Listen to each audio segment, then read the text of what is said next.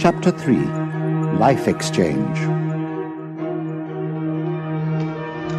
The lorry driver was still shaking when the ambulance arrived. The ambulance men ran towards the burning car. On the black, burnt ground nearby lay the two men. They were lifted into the ambulance and taken to the city hospital. The ambulance men pushed them on trolleys into the casualty department. A nurse stood with them as they waited for the doctors to come. As they lay on their trolleys inside the hospital, one of the men made a noise. The nurse spoke to him. Hello, can you hear me? Can you tell me your name? The burnt man turned towards his burnt friend on the other trolley. He put his hand onto his friend's hand. Jake. But that was his last word. He died with his hand in the hand of his friend. Can you hear me? Jake, did you say? The nurse lifted the dead man's hand away from his friend's and laid it across his chest. Megan looked at the clock and told herself not to worry. Luke was probably having a drink with Jake. He would be home soon. The telephone rang. Hello? Hello. I'd like to speak to Mrs. Megan Harrison, Luke Harrison's wife, please. Yes, that's me. Who's speaking, please? I'm Police Constable Smithers, from the city police station. Mrs. Harrison, there's been an accident. A car accident. Rather serious. Megan caught her breath. Oh, no. He isn't... Now, keep calm. Your husband is alive, but he is very badly hurt. Now, can you come straight to the casualty department at the city hospital, please? Would you like me to send one of my men to come and get you? No, thank you. I'm coming now. Right away. Megan drove, praying all the way. Oh, please, God, let him live. He's such a good man, a good husband, a good father. She fought her tears as she drove to the hospital. She quickly found the policeman at the casualty department. Hello, Mrs. Harrison. Now, try to relax. I know it's difficult.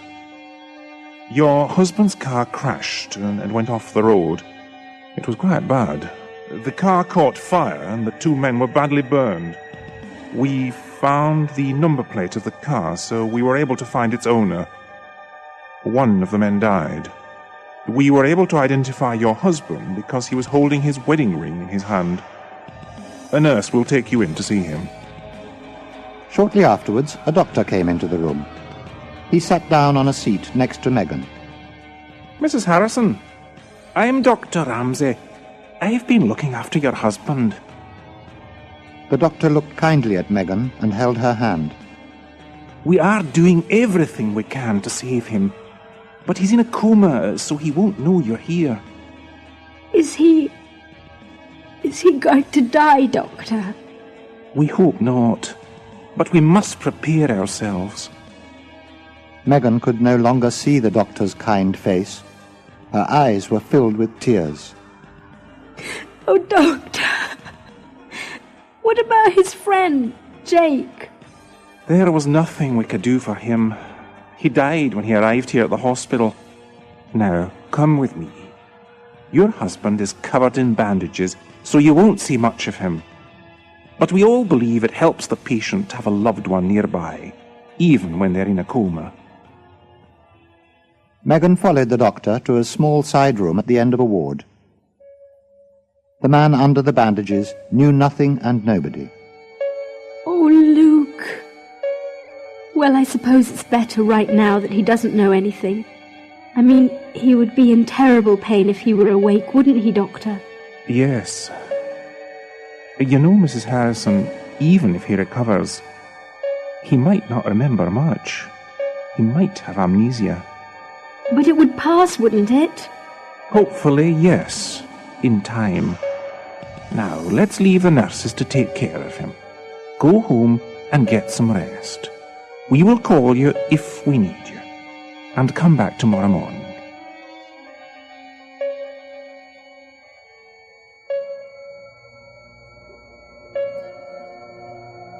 The next 3 days were terrible for Megan. She sat at the side of the bed, waiting for signs of recovery. Then, on the third evening, the head under the bandages moved. Megan saw the eyes and the lips move slowly. Oh, Luke, my love. Luke, darling, can you hear me? Can you see me? The voice was slow and weak. Megan? Oh, Luke, does it hurt? Don't worry, everything will be all right.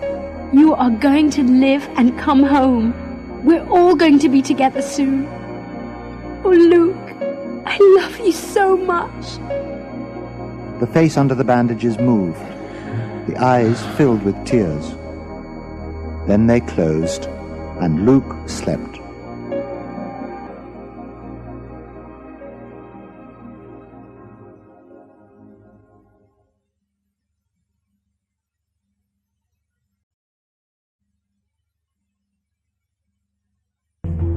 Chapter 4. New Life, Old Habits. The nurse touched the bandages around Luke's head and smiled at him. Well, this is it. Now will you take it off, Luke, or should I? It was the last bandage after the last operation. For 6 months, doctors had cut skin and repaired the terrible damage from the accident.